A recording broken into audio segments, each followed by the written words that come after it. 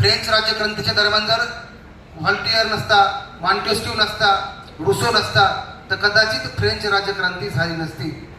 आपण ज्यावेळी रशियन राज्यक्रांतीचा अभ्यास करतो तिथं देखील जे साहित्य त्या काळात लिहिलं गेलं आणि साहित्यातून विद्रोह मांडला गेला, त्यामुळे रशियन राज्यक्रांतीला पूरक अशा प्रकारची परिस्थिती निर्माण झाली.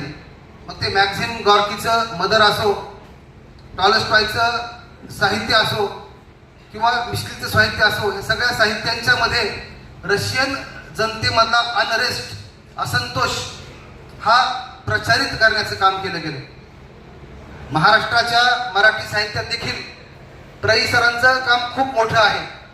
आज आपण मराठीमधले 5 उत्तम आत्मचरित्र पाहिले, ज्याला दलित म्हणतो आपण. त्यामध्ये बलुत दया पवारांचं बलुत आहे, प्र. सोनकांबळे सरांचं आठवणीचे पक्षी आहे, उचल्याकार लक्ष्मण गायकवाड सरांचं उचल्या आहे,